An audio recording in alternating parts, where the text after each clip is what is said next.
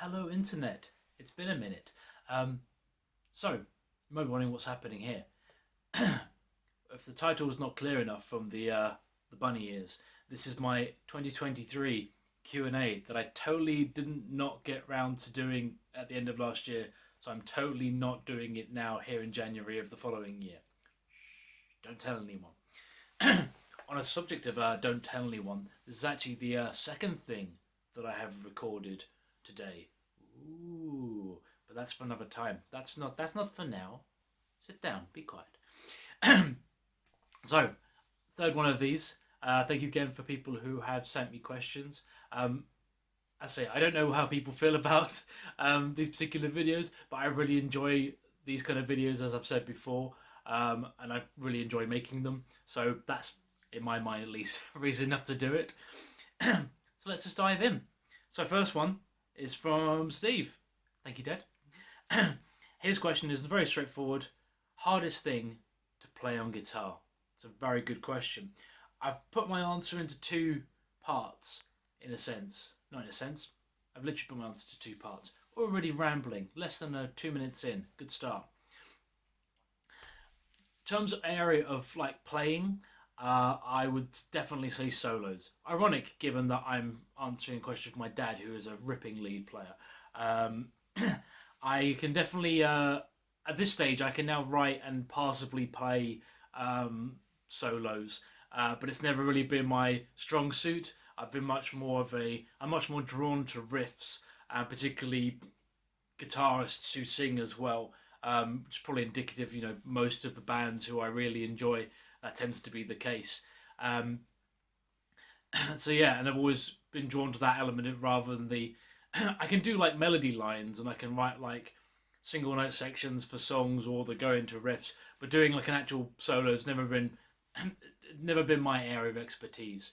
But on the plus side of being a teacher, oh yeah, I can point to up here as well. So some of my teaching stuff's over here. I now at least have an understanding of the scales and how to map things out on the guitar. So if I do need to find a solo out of thin air, I can at least go, well, if I hit these notes, as long as I hit those, it'll at least be in tune. Might not be any good, but at least be in tune. So yeah, in terms of areas of playing, definitely solos. In terms of songs, this might seem like a bit kind of like patting myself on the back, but it tends to be my own songs that I struggle at playing. Reason being, I've historically found that when I am writing songs, particularly when I'm writing metal, I have a tendency to write beyond my current ability level. So, for example, back in the days of Nightshovel, for those of you who remember that, which was my pretty much straight up thrash band, had a song called Stronger in Defeat, which had this tremolo middle section with loads of string skipping. Glad I took a breath before saying that. String skipping. It's quite hard to say quickly. Um, so using the having your root on the low string and then jumping, of course, to the other two strings to add in the harmony and some interval in between. Add in the octave and some interval in between. Yeah, so I think I might have played it live right once and possibly like twice in a practice, maybe. But yeah, generally that was a what we would call it a hit and hope section. So that would be my own songs. So it's my own damn fault would probably be my answer to that. Yeah, definitely. In terms of things that I would like to be able to play, but I can't, but I haven't made the time to do it. In terms of things that are difficult to play, I would like to get. I'm not going to aim for the middle bit of it, the main bit of it, but just the central riffs of Scarified by Racer X has always been one that's caught my ear. But not the lead stuff. They're not even human. So Dad, thank you very much for that question. I managed to turn it into a two-parter. Check me out. It's almost like I've made some of these before, and I got my tablet because I'm really cool like that. So next we have Sheridan. Hi Sheridan. So okay, starts with exclamation marks. What is your favourite song you ever wrote, and what is your favourite instrument to play? An actual two-parter. Thank you for that. In terms of songs, from a musical perspective, it would be, again, referencing back to Nightshovel, a song I wrote called Beyond Salvation, because it was at that point, and possibly still is, like my favourite metal riff that I wrote. It's also one that I could play really well, and it lent into my strengths as a guitar player.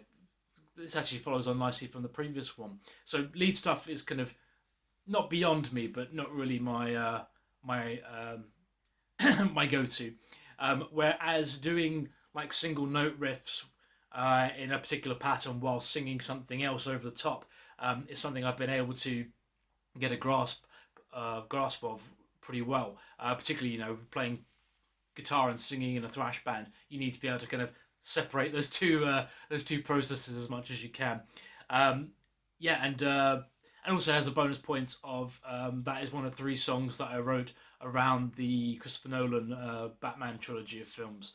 Um, so Beyond Salvation is based on Batman Begins. So Raj Al Ghul is saying um, Gotham's time has come. It is beyond salvation. I must be allowed to die. So, yeah, it's pretty metal, I know.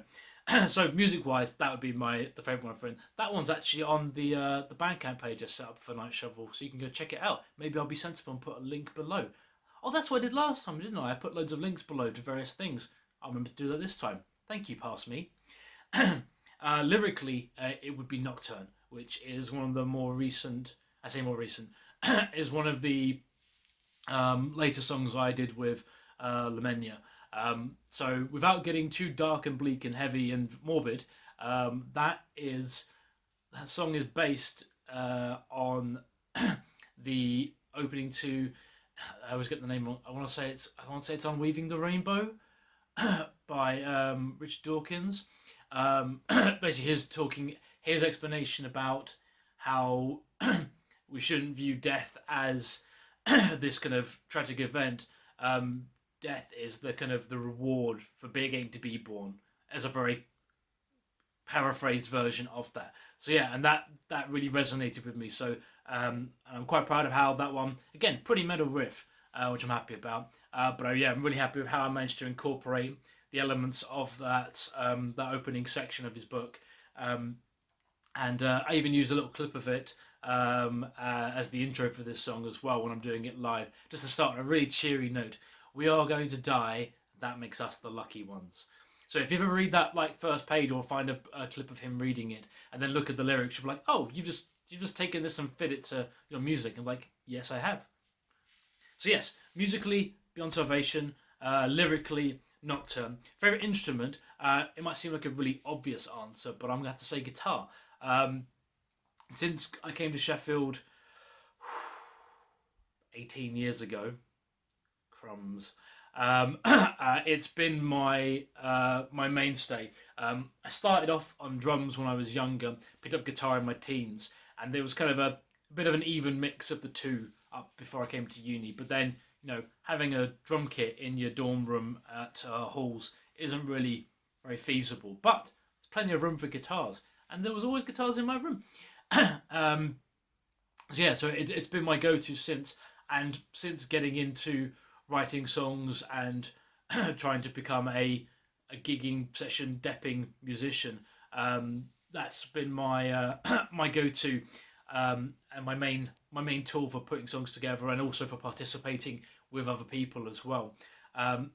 Also, they're also very pretty, and there's so many beautiful ones. I mean, as you may have seen if you follow me on Instagram, whatever, I've gone through a small array of guitars. None of them super expensive guitars. I should state this. I'm definitely not made of money, but I'm quite good at spotting an opportunity, or scratching an itch. Like, I had a Telecaster for a little while, and it was kind of pretty, and I liked it, but I didn't really do anything with it, so I got rid of it. But it wasn't very expensive, so not a big deal. All the expensive ones, they're still there.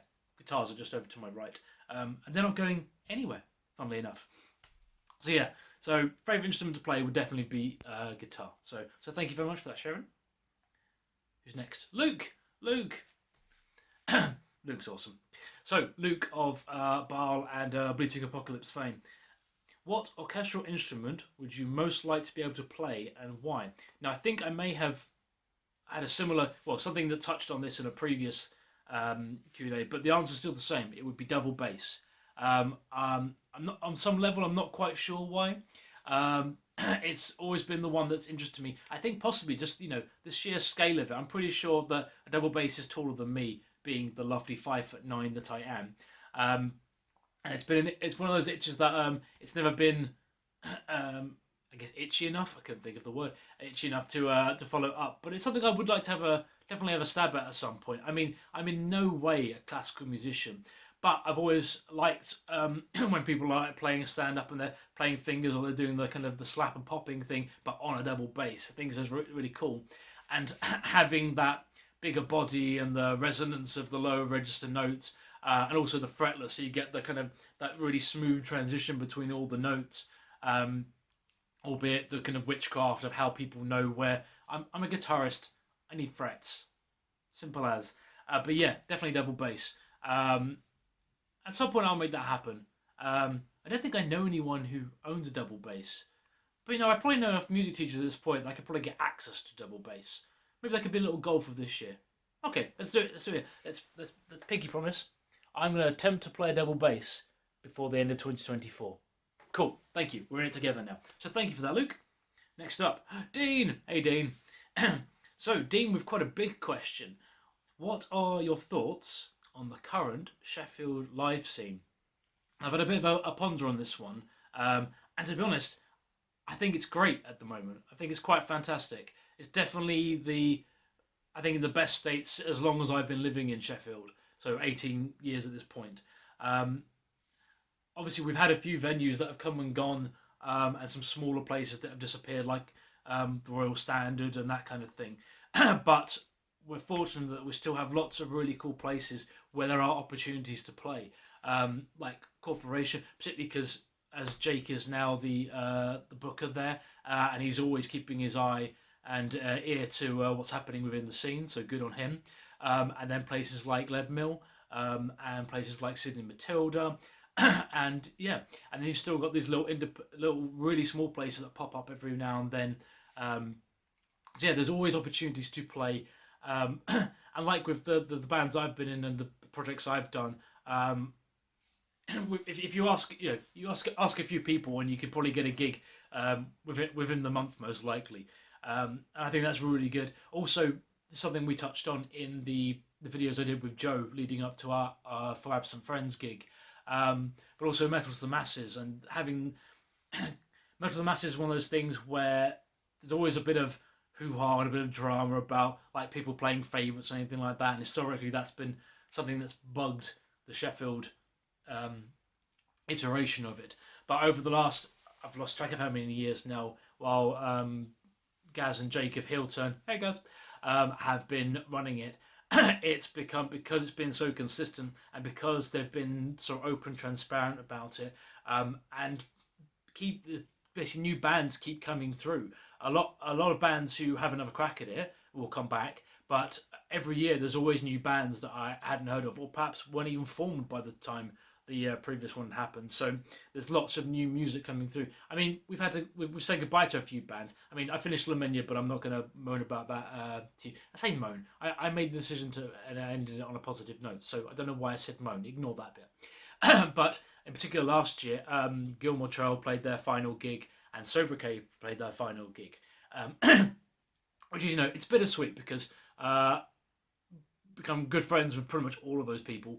And in fact, no, all of those people. And they did cracking last shows, and I've enjoyed their output over the years. So yeah, it is sad when you see some established bands go, but there's still lots of people kind of leading the charge. So you've got like Goza, and you've got Bar, and you've got Kurokuma, and then you've got people who are kind of resurfacing or just starting to push through, like people like Bansif and Fracture and Tegra Eden. So and then some established people who are still putting out great work, like Fire Garden and New Ghost. So yeah, I think that it's in a very healthy place. It's in a really good place. There's always a good gig on pretty much every week. If you're willing to put your hand in your pocket and drop a few pounds. So yeah, I think it's in a very good place, and I hope that the people who are in the, I'm not going to use it. In fact, that was one of the things I mentioned to Joe. I used to use like scene because it wasn't really a scene; it was a collection of cliques. But now I definitely think we could call it a scene without having to be ironic. So yeah, I think the scene is in a really good place here in Sheffield. Thank you for the question, Dean. Okay, Josh. Hey, Josh of Kalos and Echoes Evolve. I hope I got that right. So, asking a very Kalos question, as I said to him when he posted it, he put, favourite time signature to play in away from 4/4. Now, Joe in particular will be very pleased to hear this because you're not keen on 4/4, are you, Joe? Bless you. Um, so it was actually quite a simple answer, and this is getting a little bit nerdy, so I'll try and keep it as not music theory as possible. 6/8. 6/8 is absolutely my favourite. It might be. I think I might prefer it to 4/4. So for non-instrumental types, 6/8. There's two ways you could do it. It's either a song that goes like 1 and 2 and 3 and 1 and 2 and 3 and 1 and 2 and 3 and, or it's a song that goes 1 and a 2 and a 1 and a 2 and a 1 and a 2 and a, if it's got a triplet feel. So the prime example of that, those for me, so the 1 and 2 and 3 and 1 and 2 and 3 and, if you listen to Necropolis by the Black Dahlia Murder,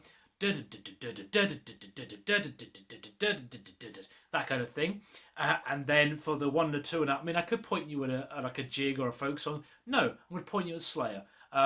The end section of Altar of Sacrifice, when the beat goes into, it feels like a halftime, but it actually goes into 6/8. So it's the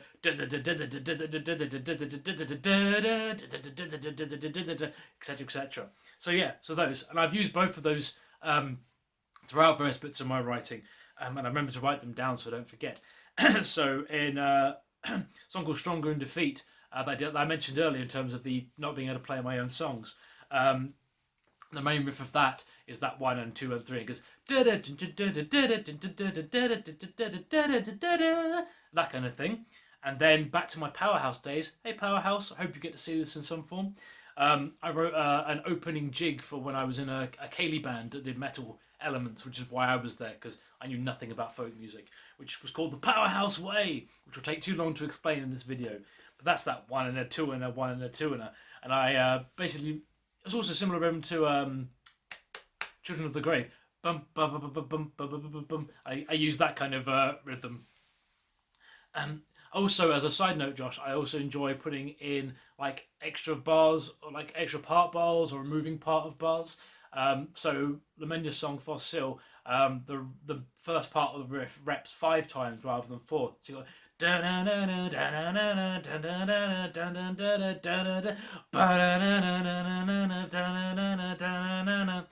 weird hearing Lamenia a cappella. Or in Uraj, where I mix up bars of 3 and 4. So you got 1 2 3 1 2 3 1 2 3 4 1 2 3 4. I don't know why I'm using my fingers so poorly. Sorry. So you got like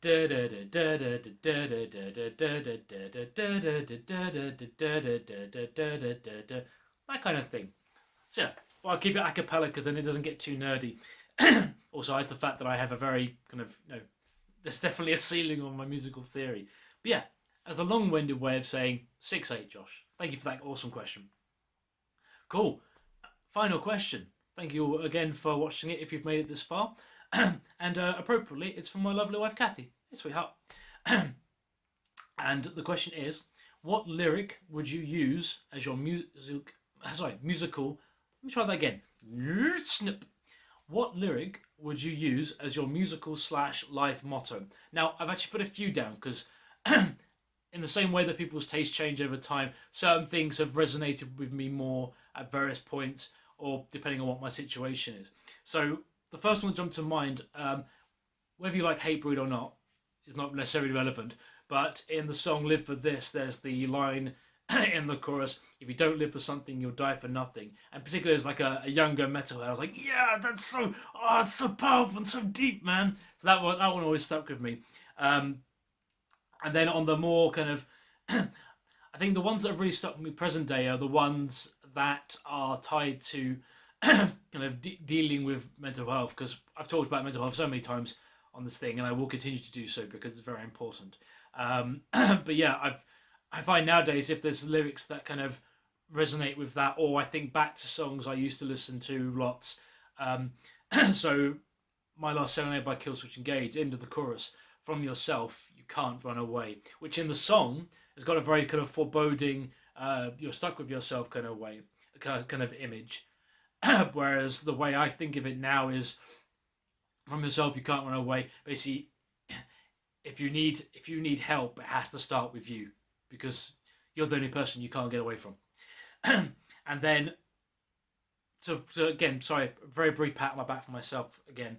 I think I touched on this briefly earlier, but there's a song I did. Oh no, that was in the other recording.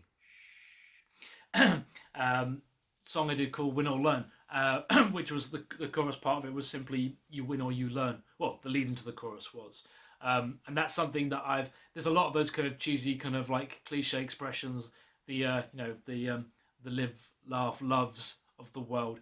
But the idea of any event or any activity or anything basically that has a potential outcome, you will either win to a greater or lesser extent, or you will learn, because it will fail to, again, a greater or lesser extent. But that gives opportunity for growth. That was, I mentioned Stronger in Defeat. That's what that whole song was about. That came from, I was an idiot, basically, and I decided that running the Sheffield 10K the day after doing my DJ club night until X o'clock, having had a few beers, was a really good idea. No, it wasn't. It was a terrible idea. So that's where the premise of it is said that strength is found by those who stand victoriously, but I believe we all become still stronger in defeat. I still remembered it. Hooray!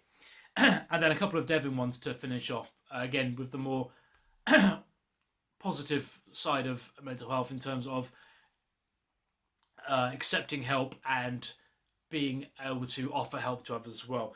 So from Universal Flame, look for hope and it will find you. Which is a very nice sentiment and not too cheesy. It's it could be, but I think it just about keeps it on the right side of it. And then the end of Singularity by Devon, which is if you can't shine for you, friend, please shine for me. So yeah, I think that's a nice aspirational way to end this Ramble Fest. So thank you all very much for your questions, and thank you for watching if you've made it this far. I'm sorry that it's not actually released in 2023 or even filmed in 2023, but life gets in the way. Other things take precedence sometimes, or often, in fact. But we've made our pinky promise. I'm going to play some double bass and film it before the end of the year. And yeah, hopefully the 2024 Q&A, assuming there is one, which I hope there will be, will actually be released and filmed in 2024. Fingers crossed.